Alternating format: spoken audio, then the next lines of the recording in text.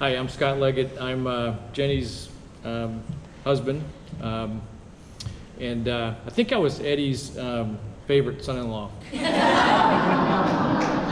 Actually, I'm just teasing Tom. I'm not sure if he actually liked me for the whole time I was working. Actually, anybody who knows me knows that I married well above my pay grade many years ago with Jenny. I mean, married a rock star. You know, when you're young, you're running around, you're not, you don't think about a lot of stuff, and you look back and you look at double blessings, and one of the double blessings that I had was my in-laws, all including Mike and Joe and Kara. Yeah, Mike, you too. And even Mary Lane. But, Eddie G was quite special. I mean, he was, who could be, I was quite blessed to have a father-in-law like Eddie G. I mean, he was really fun hanging out with, and so I feel extremely blessed. It was easy to talk to him because we were aligned, politically and philosophically, and he was just, all these poems that you guys have heard and all the stories I've heard over and over, and they never get boring. Eddie G was one of the most positive guys I ever met. He was also a man of action. If he decided he was going to do something, you guys have heard that theme. He just did it. I mean, he made his mind up and he just did it. Just like when he jumped out of the plane, he wasn't gonna take no for an answer, and he just did it. So, Mike asked me to talk about "See You at the Top." I've heard Eddie talk about this, and it was Zig Ziglar. I think Eddie liked "See You at the Top" because Zig Ziglar was one of the most famous salesmen out there. He also had some really good philosophical, values that Eddie aligned with. So I thought I'd read, just a few of them. I mean, there's a lot about this, but just some of the ones that I liked. The first one, the only difference between a big shot and a little shot is that the big shot simply is a little shot who kept shooting. Another one is you can get everything in life you want if you help enough other people to get what they want. The way you see life will largely determine what you get out of it. What you get by reaching your goals is not nearly as important as what you become by reaching them. Go as far as you can see, and when you get there, you will always be able to see further. We acquire the characteristics of people we associate with on a steady basis. And the last one I'll say, again, there's a lot to go along with this, is that success occurs when opportunity meets preparation. And my kids have heard me talk about this a lot, and I think that, really resonates with me. So, one of the things that I heard Eddie G say a lot is fate is the hunter. And so what I think he meant by that was that, what you've heard the theme is that you can't, control what happens to you in life. But as I think it was Charlie, when he read that poem, the comments earlier, is that it's, you can't control, fate's the hunter, you can't control what happens to you, but you can certainly control 100%, how you react to it. And that, to me, was Eddie G. I mean, he was, when I think of him, that's how I think of him. He was just a really positive guy, and he just believed that, his attitude was everything. So on your tables, you'll see a little yellow card that I actually had made up in honor of him. And there's an older version of this in my hands right here that I've carried either in my wallet or for either in my car or my desk.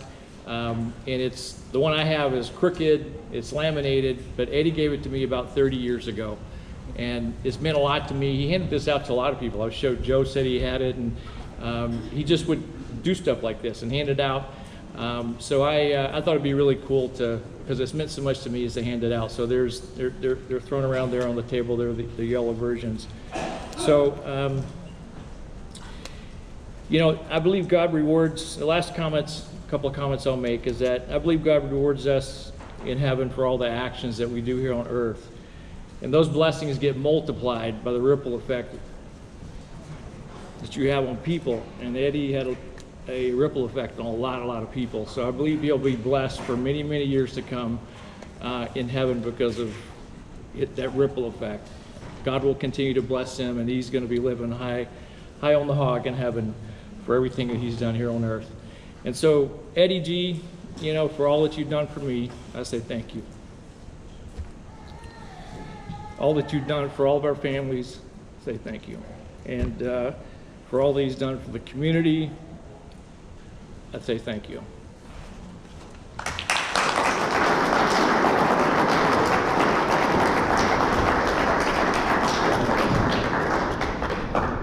John, you're now up.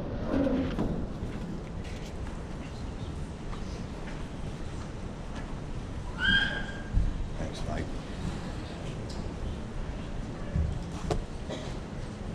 Thank you, Mike. You know, I'm sitting here and I'm listening to everybody speak, and Charlie, I have to really tell you that Eddie told me over and over that I was his best friend. But as I go through that, I know each and every one of you can sit here and feel that you were his best friend, because that's how he made us feel, each and every one of us. On December 21st of 2021, I had lunch with my wife, Catherine, and Eddie at Shooter's, not knowing that it was close to the end. And Eddie said he wasn't really hungry, which kind of was his MO with us, where he would ask, and he says, I'll split something with somebody. So Catherine and he would split a dinner. But Eddie would also always, sorry if you can't hear, but he would always have room for this wonderful, and if anybody ever goes to Shooter's, please try it. It's called the Bananas Foster bread pudding flan, which was our favorite. We'd always get an extra scoop of ice cream, and we would demolish it, which we did on December 21st. His appetite would always increase when it came to dessert. We knew he loved his desserts, as I know the family members can all attest to. And I have many, many, many more stories, which, thank goodness, I knew, before I met the family, I knew the family because of Eddie. He would go over and over again and professed his absolute love for those kids. And I can only say it's nice to have met them finally, and all of you people. And with that, you know, this is one that we in AA know very, very well. But this was Eddie's. But he, as would know, I heard all those poems before, but Eddie would just keep going on and on. And this one goes, Eddie took it to the hilt. This is the Serenity Prayer, which he said, God, grant me the serenity to accept the things I cannot change, the courage to change the things I can, and the wisdom to know the difference. That's where most of us stop, but not Eddie. Living one day at a time, enjoying one moment at a time, accepting hardships as the pathway to peace. Taking as he did the sinful world as it is, not as I would have it. Trusting that he will make all things right if I surrender to his will. That I may be reasonably happy in this life and supremely happy with him forever. Thank you.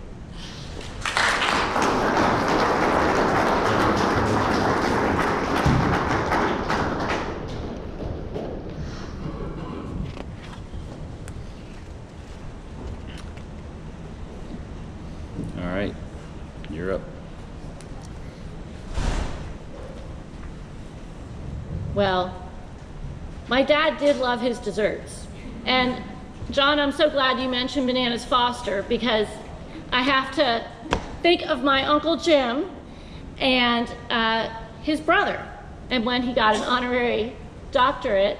And my father was so proud, and he flew up from Florida, and we all got to go to this wonderful ceremony for my amazing Uncle Jim, who I'm also going to talk about in just a moment. I can't say enough actually about all of Dad's brothers and sisters. I know we can't be here all night, so I will try and keep it short. The Bananas Foster reference, though, is at the dinner that was given at St. Francis. Dad said, we can stay for dinner, Kara, but we have to leave. We have to leave because my plane leaves out of Washington National. at 6 o'clock tonight, so we cannot stay for the full dinner. We're gonna have to leave. When we sat down to dinner, and what was on the menu for dessert? Bananas Foster. I'm glad not to be in the state of Pennsylvania when I tell you how fast we drove and back to Washington National. But this is kind of a good lead-in, because what I'm about to read right now is very short. And actually, I'm reading it. Dad recited it so often, but I'm afraid if I start to recite it, then I will. So this was the prayer that our grandmother said. They had 2 bedrooms in their house. There were 6 children. So Jim, Joe, and my father shared one bed. And then Mary and Ann and Joan were in the other room. And Grandma would read them bedtime stories every night, Treasure Island and all kinds of wonderful Irish fairy tales. I know she had books all through the house. And the prayer that Uncle Jim, the poem, one of the last times I was with my Uncle Jim, he cooked dinner for my husband and I. Megan, I believe you were there with us. And Uncle Jim's recited poetry, like my dad did, and that's in fact why we're reciting so much tonight, because the whole family could recite poetry. I'm going to give you a short stanza from Uncle Jim. Uncle Jim, stanza concluded from a long poem. Chests of silver and gold have thee, but I have a mother who read to me. And I've always thought that was so beautiful. But after she would read them bedtime stories, she would bless them before they went to bed with this simple prayer. There are 4 corners on this bed. There are 2 pillows spread. Matthew, Mark, Luke, and John. Bless the bed these children lay on. And those children have given all of us. In our family, my cousins have always welcomed us as siblings. We are so blessed to be part of this beautiful Glancy family. Thank you.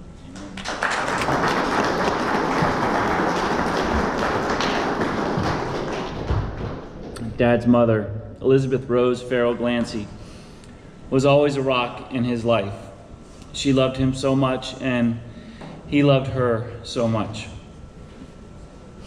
Dad told us that when he was 5 years old, his mother gave him a dime to spend at the Ferndale Jubilee, which was quite a lot of money back then. When he got to the Jubilee, he saw a blue bead necklace. He thought immediately of his mother and how much he loved her and wanted her to have those beads. He bought them and ran home to give them to her. And she made such a fuss about how beautiful they were and how much she loved them. She wore them proudly for many years. As Dad got older, he figured out that they were just cheap blue beads, but she wore them as if they were the finest string of pearls. Just as Dad started his life with his mother praying for him over his bed, so too it was when Dad passed to his heavenly home on January 4th. I'm sharing the deeply personal story of his passing with you today because it's beautiful. After I arrived on the evening of January 2nd, he said to me, "I'm so glad you're here." He rested that evening and all of the next day. Jenny and Joe arrived the evening of the 3rd. Kara and I explained when they arrived that Dad had slept the entire day and was pretty much unresponsive. As darkness fell, Kara and Jenny suggested we sing some of his favorite songs to him. So we began to sing. Don't sit under the apple tree with anyone else but me. As we started to sing, his eyes opened wide for the first time that day. He began to move his lips as he tried to sing along. He held tight to our hands, so we kept singing. when Irish eyes are smiling on a bicycle built for two. I see the moon and the moon sees me. I'm back in the saddle again. Let there be peace on earth. 101 pounds of fun, that's my little honey bun. Some enchanted evening.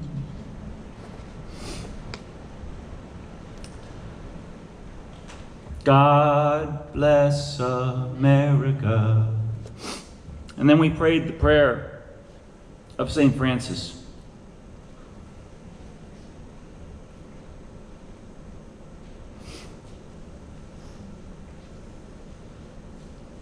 As we finished, Dad drifted off again. All four of his children holding his hands. And giving to him the full expressions of our love.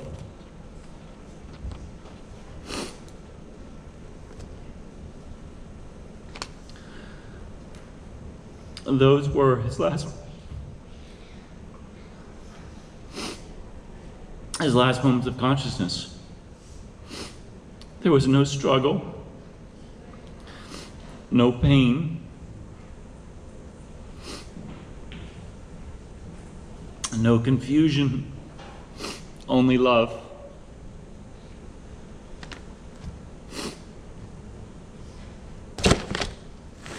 The next day was January 4th. It was his dad's birthday.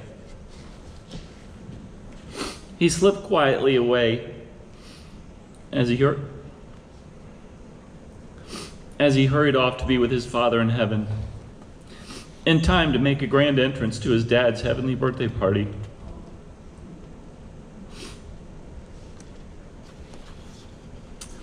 His mom, dad, brothers and sisters, and I think thousands of loved ones and friends from his stay on earth were there to greet him.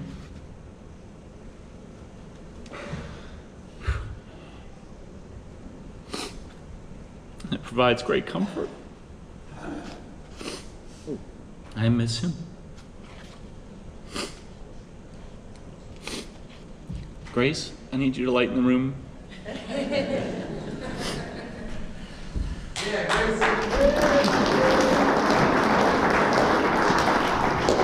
Okay, so I begged my dad to have this one because Granddad, when I was 9, after asking, how was school today and, how are your friends, he would always launch into this poem. And I think the last time I really needed help remembering it, I was 12. I'm almost 26 and I still remember this. So, 1 large horse, a couple of ducks, 3 black bears, 4 running hares, 5 fickle females, 6 Siamese sailors sailing the 7 seas smoking cigarettes, 7 simple Simons, 8 elevated elephants elevated on an elevator, 9 nibbling nubligants nibbling on gnats, 10 two-tone transcontinental trucks traveling toot toot toot to Tucson.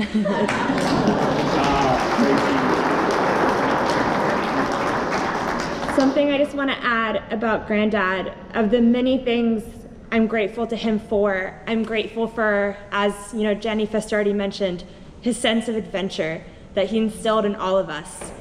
I remember when I was maybe 9, I found a picture of him with a koala, and I was shocked because I didn't know you could take pictures with koalas at the zoo.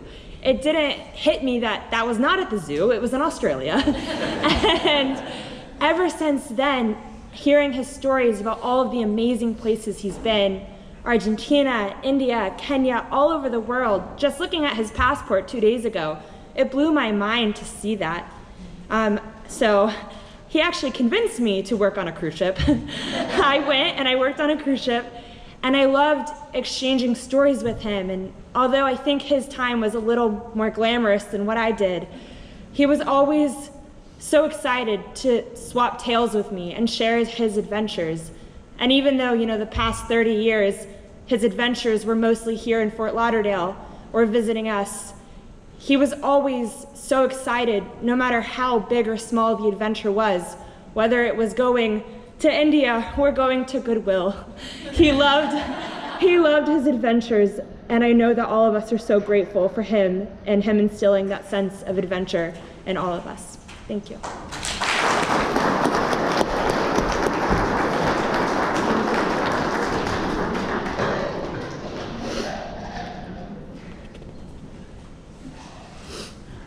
Nine nibbling nublicons nibbling on gnats.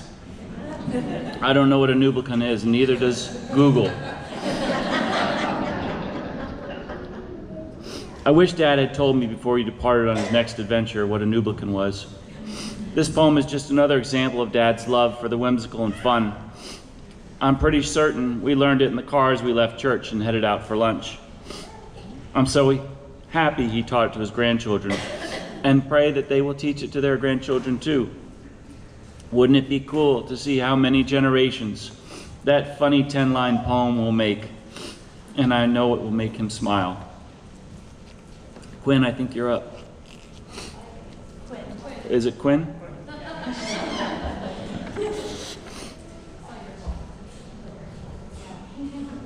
Let's go, Quinn!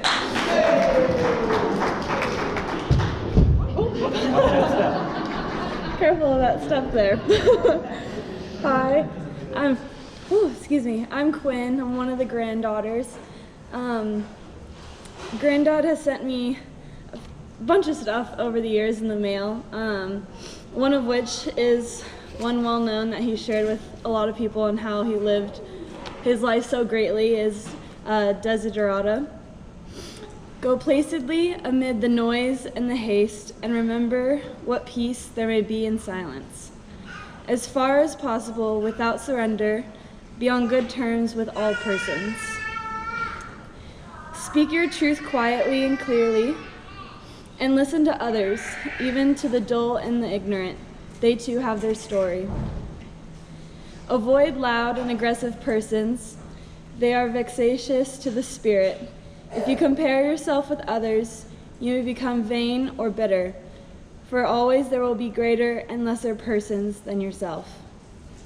Enjoy your achievements as well as your plans. Keep interested in your own career, however humble. It is a real possession in the changing fortunes of time. Exercise caution in your business affairs, for the world is full of trickery. But let this not blind you to what virtue there is. Many persons strive for high ideals, and everywhere life is full of heroism. Be yourself, especially do not feign affection. Neither be cynical about love, for in the face of all aridity and disenchantment, it is as perennial as the grass. Take kindly the counsel of the years, gracefully surrendering the things of youth. Nurture strength of spirit to shield you in sudden misfortune, but do not distress yourself with dark imaginings. Many fears are born of fatigue and loneliness. Beyond a wholesome discipline, be gentle with yourself. You are a child of the universe, no less than the trees and the stars, and you have a right to be here. And whether or not it is clear to you, no doubt the universe is unfolding as it should. Therefore, be at peace with God, whatever you conceive him to be, and whatever your labors and aspirations in the noisy confusion of life, keep peace in your soul. With all its sham, drudgery, and broken dreams, it is still a beautiful world. Be cheerful, strive to be happy.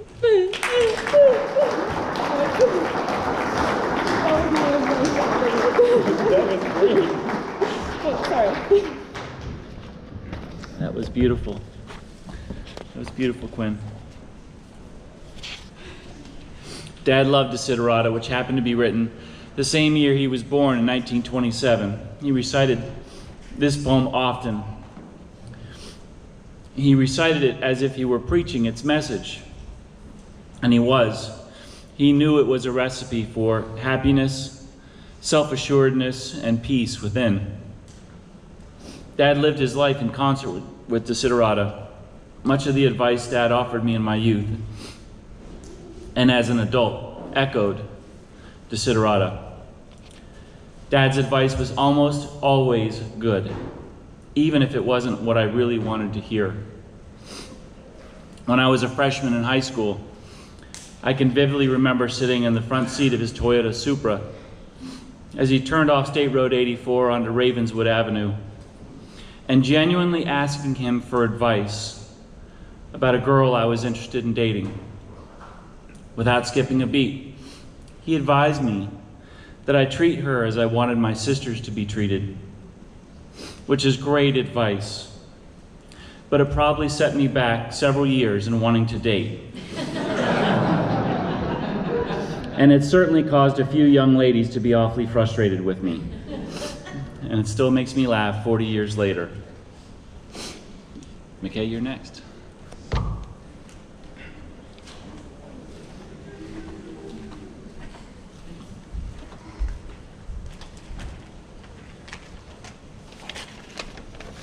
Hi. A little sidetrack, but I was just holding my nephew, Eddie G's first great-grandson, and he points at my nose and he's like, "What's that?" And he's like, "It's a nose ring." And his immediate response was, "Ew." I'm not the only one with piercings and tattoos. It's kind of common amongst us and the cousins these days, but I was the first one to have an exposed tattoo. And man, did I got some words. And I got a lot of jokes, a lot of math jokes. But it frustrated Granddad so much. He actually, I found out later, he tried to go to a tattoo store and get my name tattooed on him, but because of the blood thinners he was on, they denied him. But that's the kind of man he was. He really did love his family, and he would do anything to protect them and fight for them, make them laugh. So here's a funny poem that he used to do. I need to be able to see here, sorry. Okay. I had but 50 cents. I took my girl to a fancy ball. It was a social hop. We waited till the folks got out and the music, it did stop. Then to a restaurant we went, the best one on the street. She said she wasn't hungry, but this is what she eat. A dozen raw, a plate of slaw, a chicken and a roast, some applesauce, that's not what Google said. Applesauce, asparagus, and soft-shell crabs on toast. A box of stew and crackers too. Her appetite was immense. When she called for pie, I thought I'd die, for I had but 50 cents.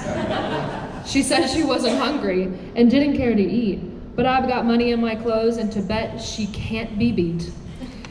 She took it in so cozy, she had an awful tank. She said she wasn't thirsty, but this is what she drank. I gotta say, I'm Irish and I can't even do what she's about to do. A whiskey skin, a glass of gin, which made me shake with fear, a ginger pop with rum on top, a schooner, then a beer, a glass of ale and a gin cocktail. She should have had more sense.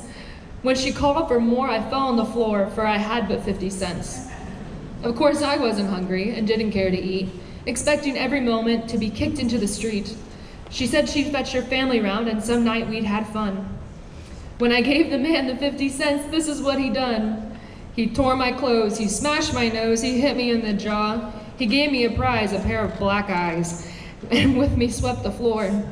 He took me where my pants hung loose and threw me over the fence. Take my advice, don't try it twice if you've got but 50 cents. Thank you.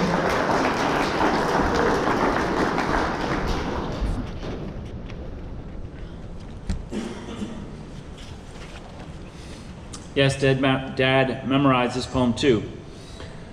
Most, if not all of you, have had the pleasure of sitting down for a meal with Dad. Let me tell you about one of my last meals with him before he passed. When I arrived in Fort Lauderdale, he told me he had lost his appetite. After taking him to the VA for a doctor's appointment, he suggested we go to Gigi's waterfront restaurant on Hollywood Beach. He said he wasn't hungry, but he managed to eat a crab cake appetizer, a Caesar salad, a 6-ounce filet, asparagus, and mashed potatoes. I was impressed. When the waiter came to take our plates away, Dad asked what the waiter recommended for dessert. The waiter suggested either the key lime pie or the pecan pie. Dad told him to bring both. Granted, I had some of each, but believe me, Dad held his own. For a guy that had lost his appetite, he sure could put it away. After we left, we drove north on Federal Highway through Dania. It was then he asked me to turn left into Jackson's ice cream parlor. I was stuffed, but somehow he had more room. How about getting me a strawberry milkshake, he asked. And as I got out of the car, he changed his mind. Change that to 3 scoops of strawberry ice cream, please, in a cup. Dad always had a good appetite. The fact that he nearly completed 95 trips around the sun is a contradiction to everything nutritionists advise. He enjoyed fruits and vegetables too, but our dad ate like a teenager his entire life. I think he ate 1 meal a day at McDonald's, Wendy's, or Five Guys. And you can be certain that meal included a milkshake and possibly a fried apple pie. I don't think he ever substituted turkey bacon or turkey sausage for the real thing.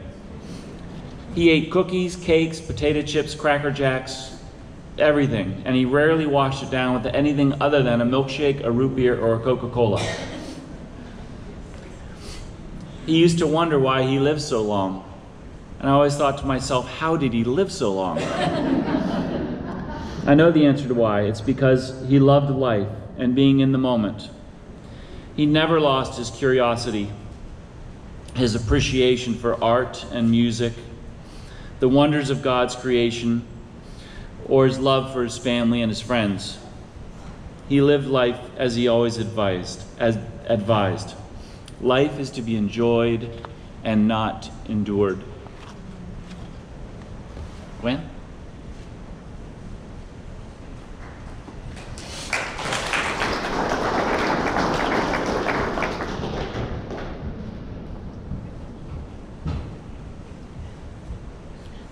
Hi, I'm Gwen, and sorry, my eyes are still like a little bit sweaty. But when I first actually heard this poem, I was thinking to myself, like, this is so Granddad. Like, he was always so thoughtful.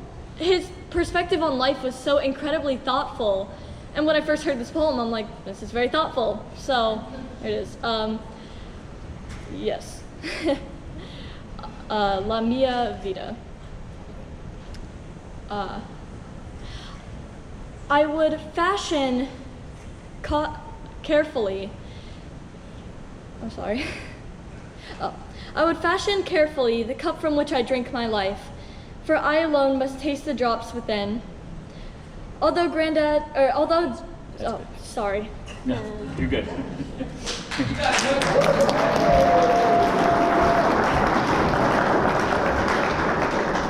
Although Dad recited this to me when I was younger, it wasn't until I was in my 30s that I really began to understand its message. The older I've become, the greater I understand how carefully Dad fashioned the cup from which he enjoyed life.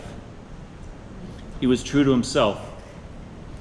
Several years ago, he sent me a note with a quote that summed up how he felt.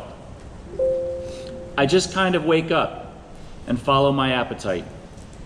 I am at a point in my life now where I have the very, very fortunate luxury of pursuing what I want to do. And I don't corrupt that process by thinking about how other people see me. He understood that his journey was a gift from God and that he was the captain of his soul. From the outpouring of love and support evident by everyone in attendance tonight and all those that couldn't be here, it is clear that people loved him just as he was. And that is a great lesson for all of us. Mr. Dunleavy?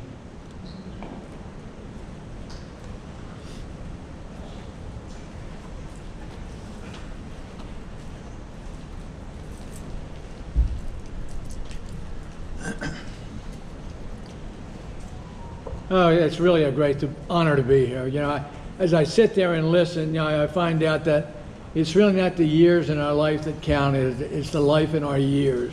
And Eddie has certainly lived a great, great life. It's it's such a pleasure and a joy. One of the things I wanted me to do is to talk about his 4 questions, which are synonymous, with Eddie G. I remember when he first got him, he wrote him on the back of a little white envelope to me, and he gave it to me, and he said, I write down the answers to these questions every night before I go to bed, And I referred to it constantly. I said, Eddie's 4 questions, Eddie's 4. He said, no, they're not my 4 questions. I got them at Bark. That was typical Eddie, deferring something to somebody else.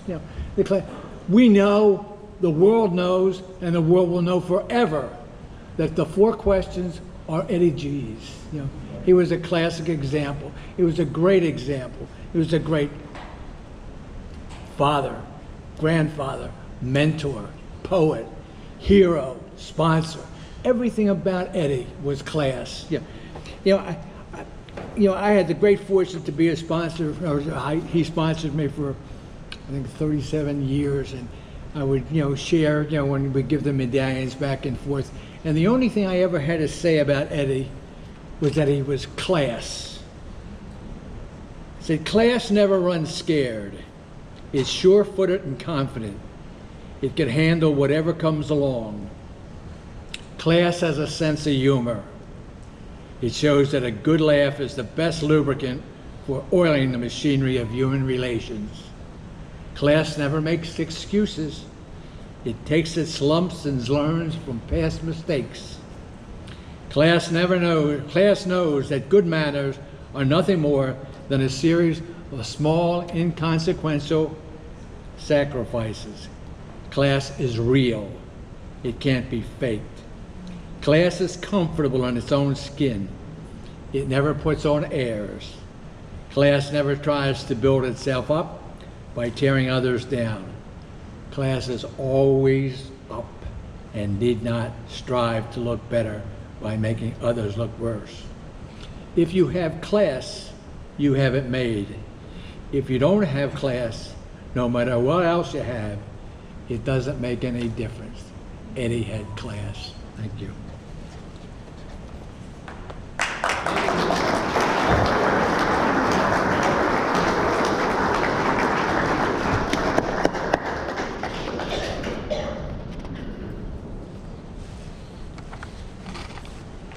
Jenny. Thank you. Turn to the page.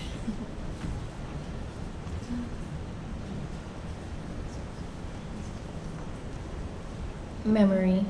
My mind lets go of 1,000 things, like dates of wars and deaths of kings.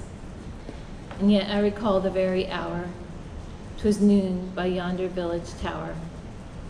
The wind came briskly up this way, crisping the brook beside the road, then pausing here to set down its load, and shook listlessly 2 petals from that wild rose. I want to share something also, just a little story about my dad that I think most of you can relate to as far as in principle. So my brother Mike and I started a middle school when our parents separated, and we were bused there. It was very unfamiliar. We didn't really know anybody, and our dad showed up there every morning when our bus came. So it was really special because he knew that we needed to see him and he needed to see us. But in God's positioning system, wherever Dad was placed and whoever he was placed for, he showed up. And I was able to realize that in middle school, that he was always going to be there. And he was. For the rest of our lives, he showed up. And he did that with everybody. And it was a testament to him and just such a great example. And I'm so grateful for that.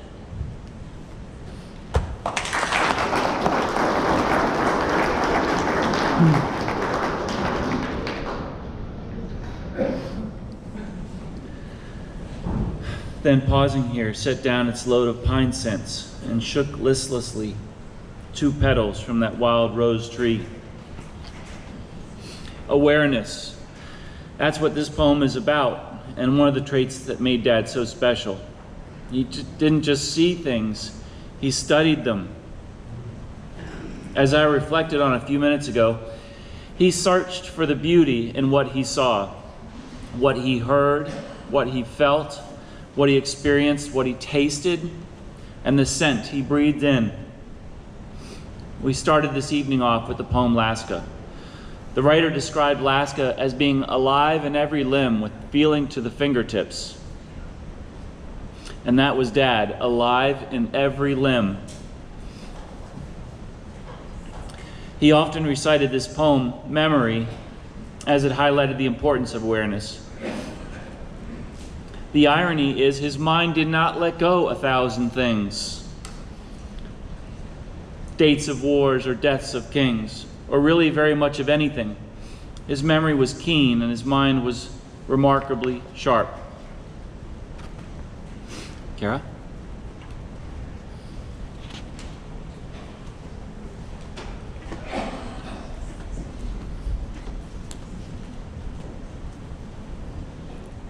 I think Grandma Glancy must have liked Longfellow because Dad could quote so much of it. In your booklets is a psalm of life, and I'm not going to recite the whole thing. We're already running about an hour behind schedule, and we're coming to its close. But there's one stanza that I'd like to recite from that, and that is the one that he recited most. And sometimes when he was reciting it, I would think that he was reciting it to remind himself.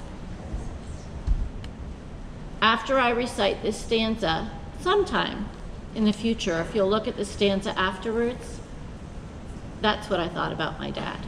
So the stanza Dad would say, lives of great men all remind us we can make our lives sublime, and departing, leave behind us footprints in the sands of time.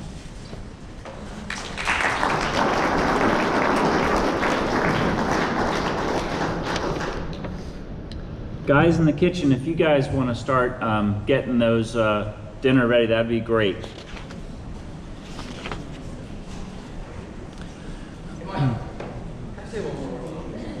Come on. I'm sorry. No.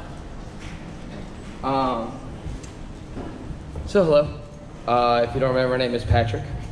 I am Ed Glancy's great nephew. And I want to come back on the microphone before there's a final word, because I want to leave that to those that are truly closest to him. And you know, my relationship with him, it was very dear to me.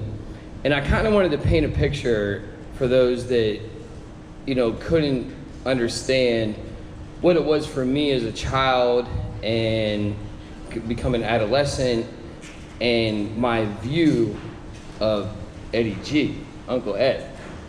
Like, where, imagine being a 15-year-old from a small town, Johnstown, Pennsylvania, you know, and we would vacation together at Ocean Isle Beach, and Uncle Ed would tell these glorious stories of traveling the world and sailing into the port of Hong Kong and seeing, you know, all these buildings and the shimmering nightlight when he's pulling in, and like, it was so captivating to me, and it truly gave me this romanticized version of the world that I had not been exposed to.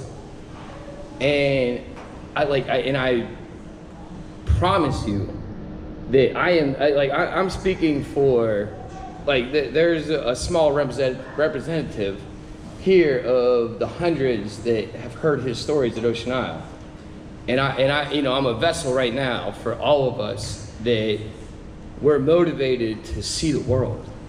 And, you know, I myself, you know, I just shared with you that I've had my struggles, but I also was a college athlete, and I studied abroad in Rome, Italy, partly because of the words that I heard from my Uncle Ed. And I feel it's so important that no matter what stories he was telling, he was more invested to hear about me. And I think that that's the greatest lesson that I took from him, that whatever story you have to tell, the person that you're talking to, their story is more important. And he always made sure to hear my story on top of whatever he had to tell me about all, and he lived the life that we could only dream to live. And I hope everybody here takes that away from here, that our story is our story. But whoever you're talking to, whoever you're sitting with, whoever you're having lunch with, whoever you're on the phone with, it's more important to hear their story and be a human. And you can actually impact lives. Where, like I said, me in a jail cell, him coming visiting me,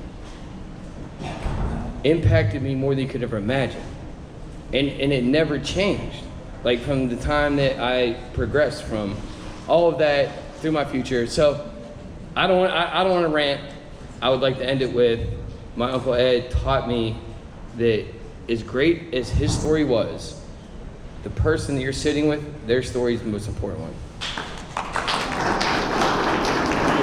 Right?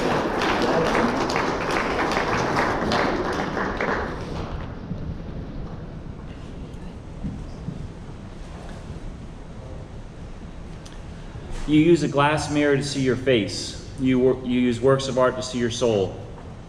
Dad loved art, any kind of art really. Paintings, drawings, sculpture, woodwork, ceramic figurines, stained glass lamps, origami, music, poetry, verse, literature. While Dad has always loved art, he became a prolific collector of art in his golden years. If you visited him in his home in his last 20 years, you would know what I mean. He loved to go to thrift stores, antique shops, and bookstores in search of something that would catch his eye, his ear, or his mind. He would often say he stayed young by keeping his mind active. He said he had a job to go to every day, and that job was to be out of his house and into the world around him until it was time to go home in the evening. For decades, his typical day looked like this: go to an early morning mass, go to a morning meeting, join his friends for breakfast, poke around town, maybe try his luck at the casino, meet his buddies for lunch, catch another meeting, stop by the Big Apple bookstore on Federal Highway to see what caught his attention.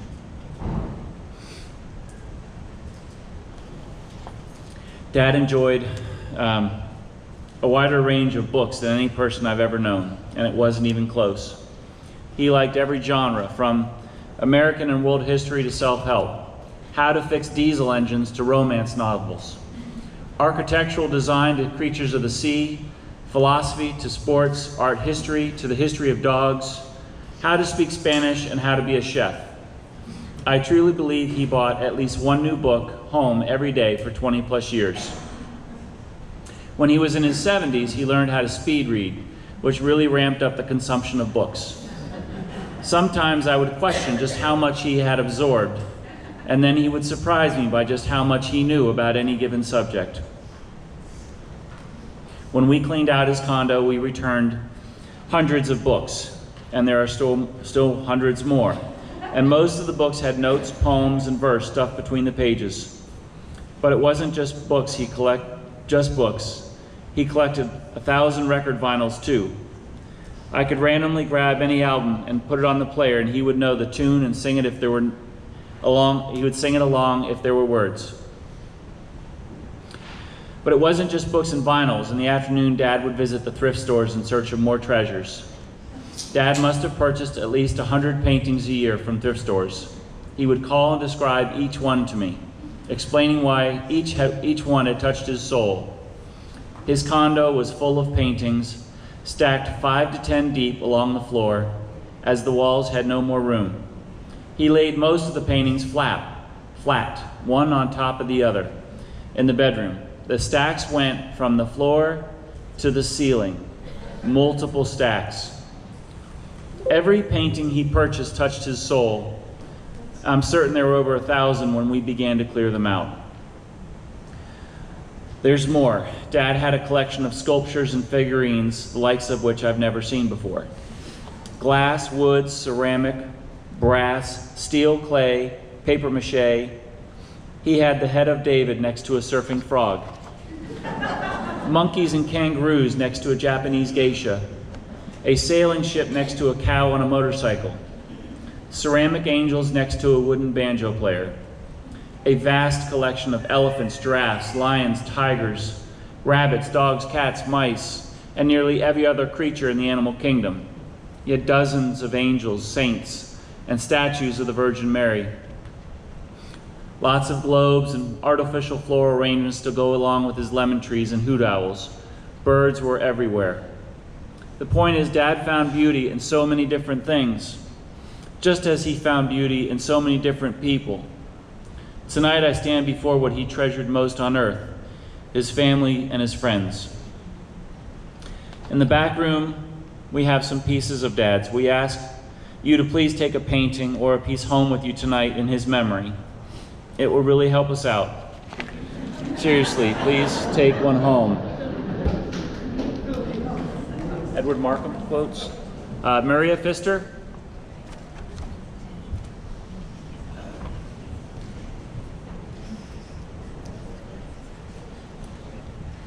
He drew a circle that shut me out, heretic, rebel, a thing to flout.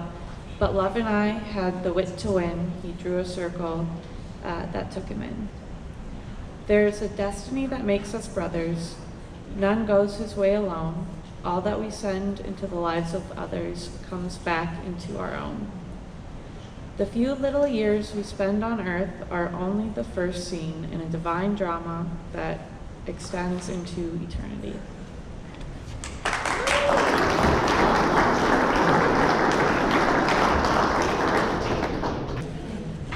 Hold on. Yes, I will. Well, I'm going to stand up for Eddie. My name is Ladislas W. Hansel. I'm a sentimental slob.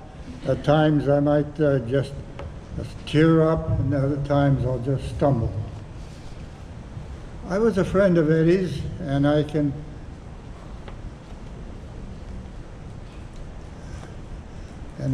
here to praise him, but not to bury him. GPS signal lost. We went to school at Johnstown Catholic High School and played football together from 1941 to 45. But I lost track of him after that, and I don't know what happened to him. But the only thing is I remember, well, let's see here. Are there very many people here from Johnstown? Raise your hand if you're from Johnstown. Oh, how about, what's the other name of that town?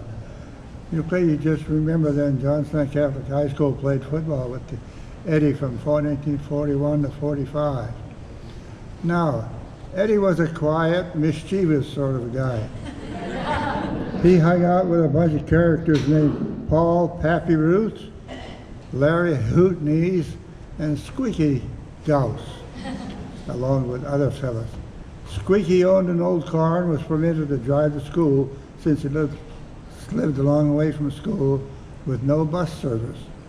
Every noon, Eddie and a car full of those students piled into the car to eat their lunch and sandwich. When it was time to go back to school, they parked the car, and when they opened the door, a big cloud of cigarette smoke come out. And I believe that was a sight. One day, Pappy Ruth came in late, and Mother Vincentia, the student-in-law, encountered him. The conversation was, "You are late?" "Yes, I know, but one of our hired help didn't come in, and I had to still help to milk 6 cows, feed the animals, do other chores." Sister Vincentia got up close to Pappy, as she always did to everybody.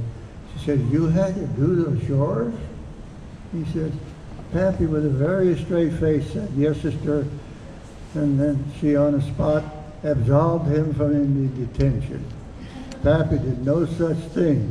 He just overslept and missed his ride to school.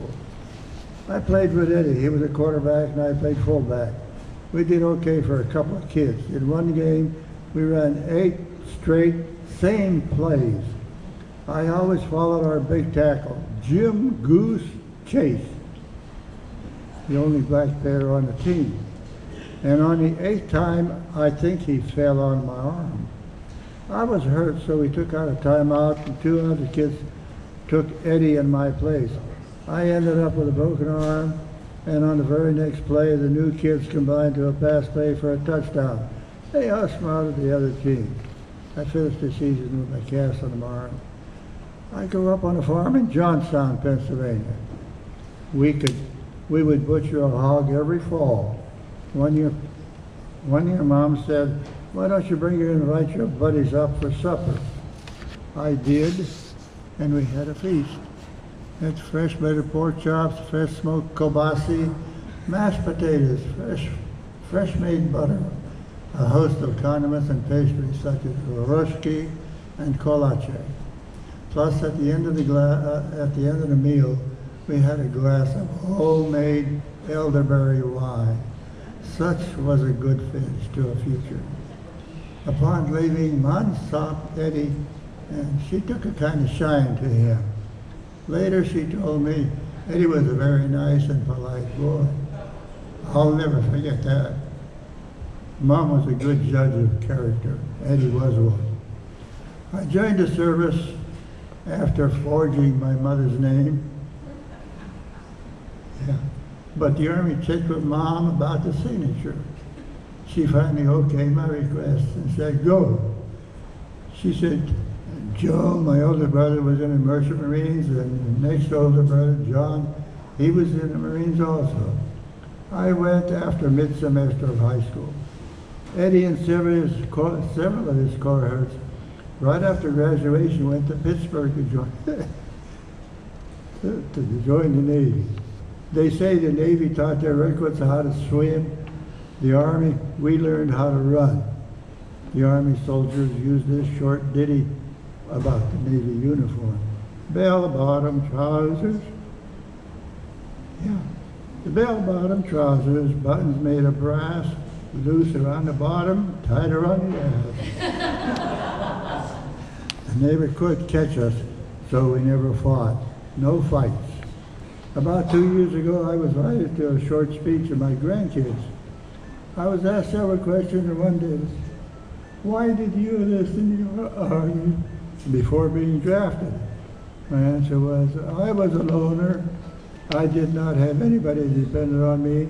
I figured if I enlisted, I may save somebody that had a family, kids, a wife, and whoever, and who should not go to the service, and maybe become a casualty." My next encounter with Eddie was on September 30th of 2000 at our 55th class reunion back in Johnstown, PA. We were in church when the people were still coming in, and there was this dapper-looking gentleman escorted by a handsome younger man. They sat in a pew a few seats away. All around me, the people were asking, "Who is that guy?" After Mass, we found out it was Eddie Glancy and his son escorting him. After I visited Eddie, I would come down to Florida with my daughters to visit my daughters and granddaughters. On our last visit was January 2021.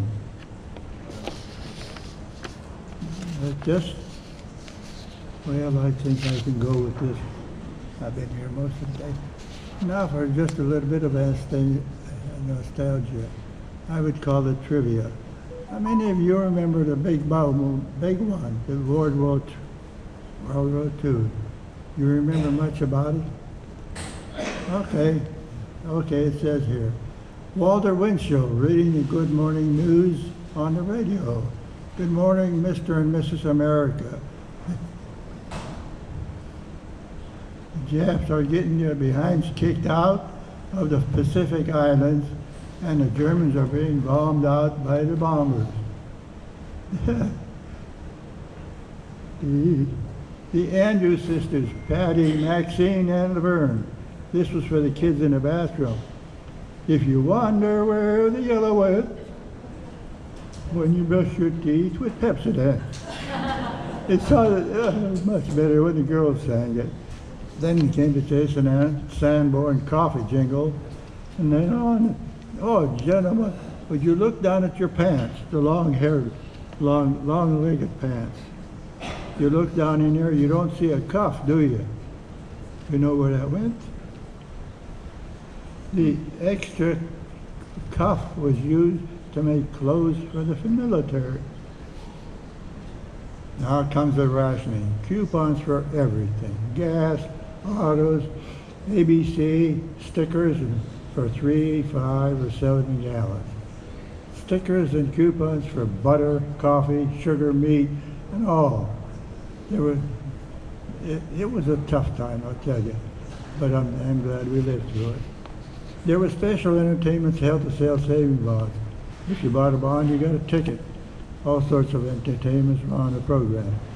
One I remember was Edgar Bergen and his horny sidekick Charlie McCarthy, a wooden dummy. At one performance, Charlie didn't show up. They randomly picked Eddie up and he sat on Edgar's lap. After this performance, Jimmy Durante came up and told this story. The reason Charlie McCarthy didn't show up was the termites were bothering him. I got a million of these. You remember what LSMFT means? No takers. Lucky Strike means fine tobacco. How about the Lucky Strike change from green to white? Yeah, from green to white. Well, Lucky Strike green went to the war, and in came the white. There's enough of WW2 news. We lived out the war. Eddie, Pappy, Hoot, Squeaky, and yours truly.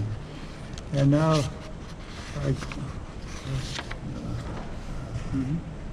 come on. You got it right.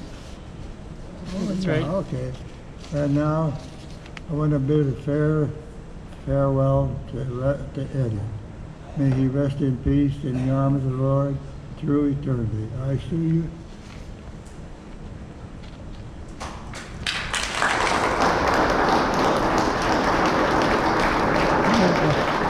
I see you through Eddie.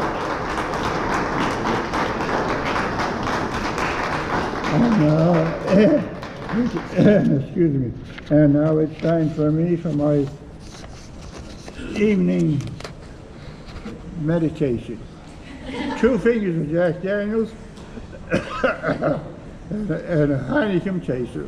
Good night. Good. That was really good. Right behind you. Sit right behind you. You can sit right straight back down. Well, We got you.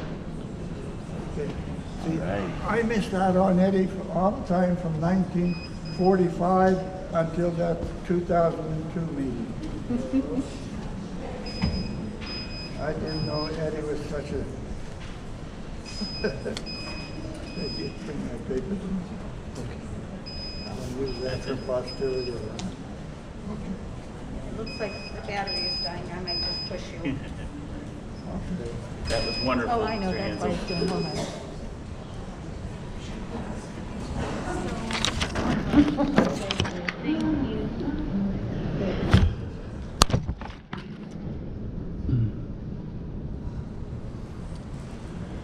I'm making an executive decision that we're going to finish this while we're eating. So if you're 70 and above, would you please get in line to get some dinner?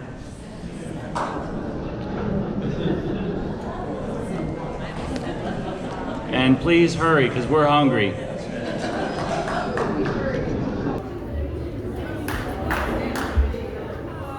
Memory. I'm going to be reading the poem Little Things.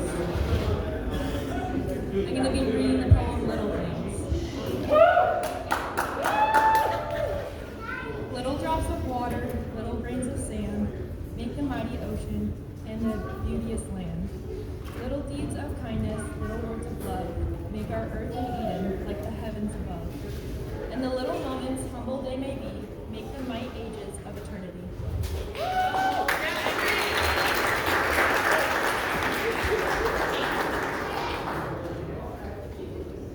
John, can you come up and join me for a second? John Wells.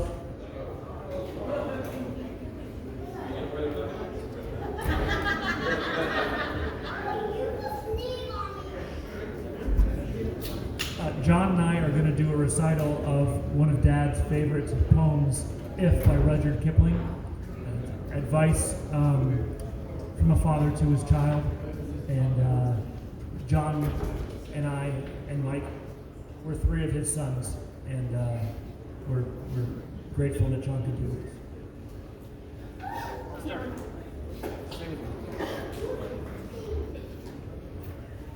If you keep your head when all about you are losing theirs and blaming it on you, if you can trust yourself when all men doubt you, but make allowance for their doubting too, if you can wait and not be tired by waiting, or being lied about, don't deal in lies, or being hated, don't give way to hating, and yet don't look too good nor talk too wise. If you can dream and not make dreams your master, if you can think and not make thoughts your aim, if you can meet with triumph and disaster and treat those two impostors the same, if you can bear to hear the truth you've spoken, twisted by knaves, to make a trap for fools, or watch the things you gave your life to broken, and stoop and build them up with worn out tools. Hey Todd, could you come join us? Thanks, bud. Todd and John came to Ocean Isle Beach with us for many years. Many of our cousins from Johnstown and from Virginia know them quite well. And they are brothers. We are brothers and sisters.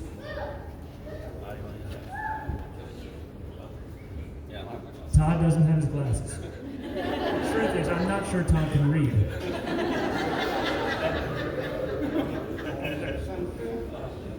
You guys can do this.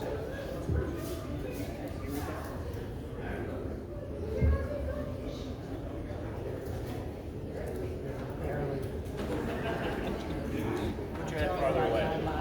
Well, then stand there.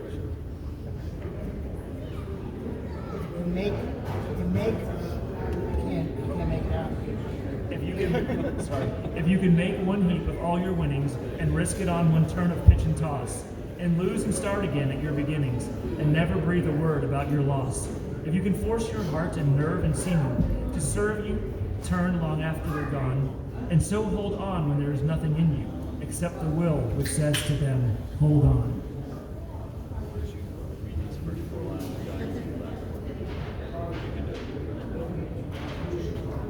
If you can talk with crowds and keep your virtue, or walk with kings, nor lose the common touch. If neither foes nor loving friends can hurt you, if all men count with you, but none too much.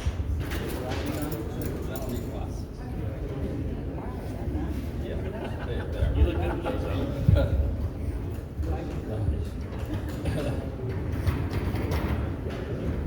If you can fill the unforgiving minute. 60 seconds.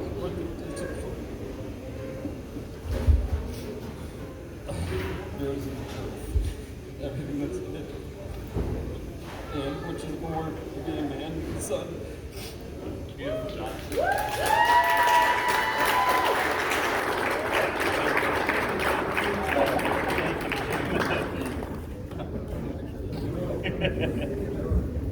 The pain I am going to be inflicted on me from John and Todd for the next several years, guys. John and Todd are family, and they are brothers and sisters. But I know I want to be brief because there's a lot going on, but I want to talk about another family. Every Thanksgiving with Dad, we would have Thanksgiving at the Marriott or the Hyatt. And it was an amazing, bountiful buffet. And we loved it. And every Thanksgiving we were joined by people we'd never met sometimes.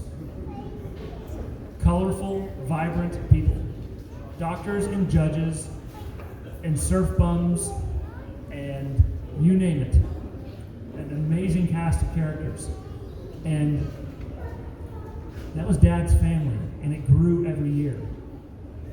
His brothers and sisters in AA made his life so vibrant and elevated him above what he could have been without them.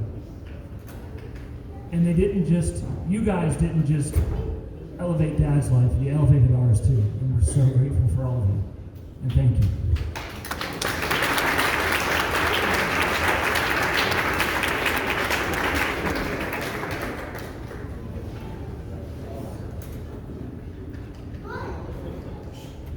So, do you want to...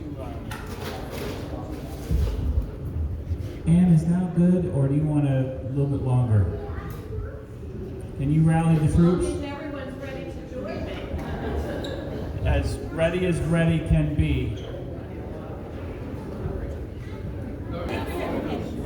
We Glancys would like to sing an Irish blessing to all of you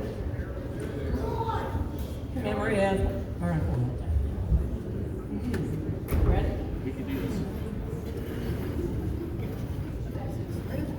May the road rise up to meet you. May the wind always be at your back. May the sun shine warm upon your face, and the rain softly fall on your fields. And until we meet again, until we meet again, may God hold you tight in the palm of his hand. A friend that is trusted and true is a friend that is loved through and through. When his smile and his laughter remain ever after in the hearts of the ones left behind. My friend, as you go on your way, we'll remember you in our own special way. And until we're together someday, may his blessings of love go with you. May the road rise up to meet you. May the wind always be at your back. May the sun shine warm upon your face, and the rain softly fall on your fields. And until we meet again, until we meet again, may God hold you tight in the palm of his hand. May God hold you tight in the palm of his hand.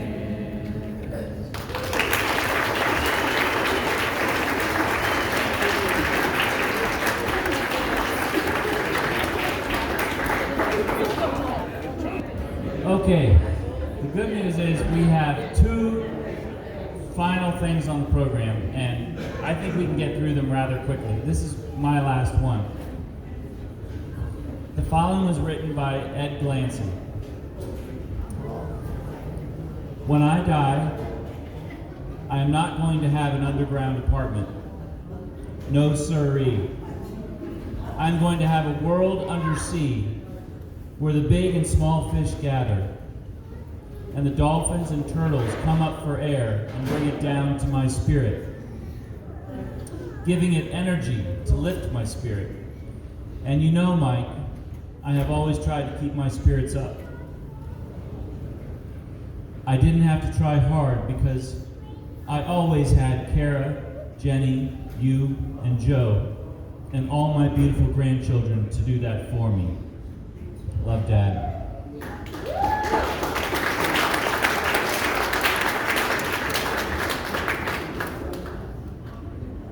one final thing.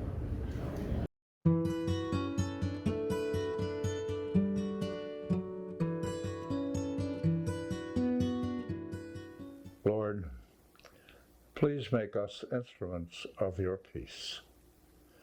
Where there is hatred, let us sow love. Where there is injury, pardon. Where there is doubt, faith. And where there is despair, hope. Where there is sadness, joy. And where there is darkness, light. O divine Master, grant that we may not so much seek to be consoled as to console, to be understood as to understand, to be loved as to love. For it is in giving that we receive, it is in pardoning that we are pardoned, and it is in dying that we are born to eternal life.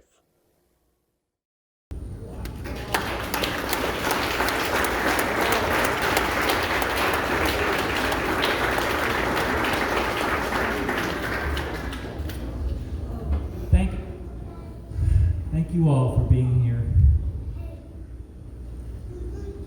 I'm so glad you're here. We do have some dessert, some cake, delicious cake that a friend of Dad's baked, so we hope you'll have a slice and be safe on your journeys home, and know that you being here touches our heart in a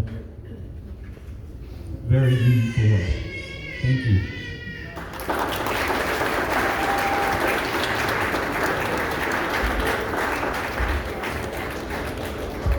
Hi again. I'll make this quick, but this is my husband, Trevor. Yeah, Trevor! Trevor was a big fan of energy. I'm sure you all know this, but he was a profound lover of music. So much so that it changed my entire course of my life.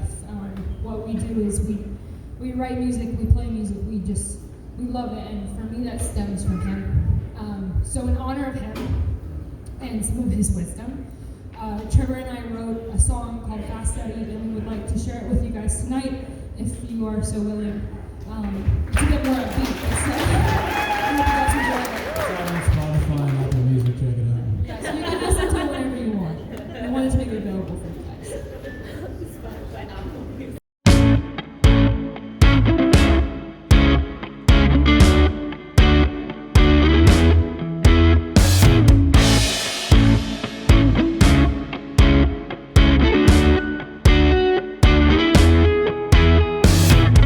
You always said to thrive, not just survive. You made it look so easy. I promise I'll try to never deny the spoils that life brings us.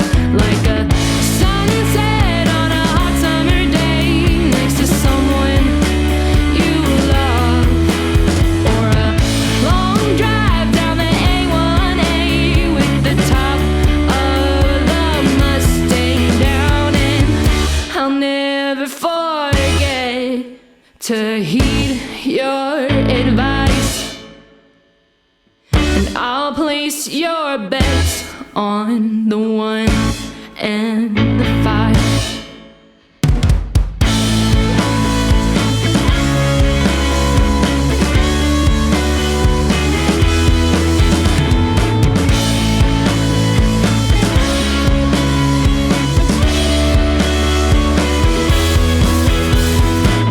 I promise I'll thrive and not just survive.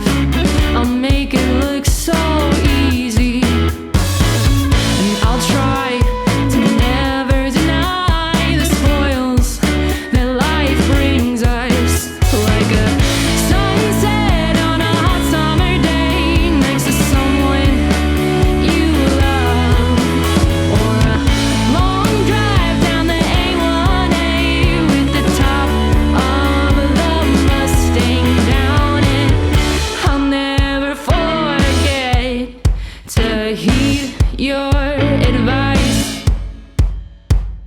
and I'll place your bets on the 1 and the 5.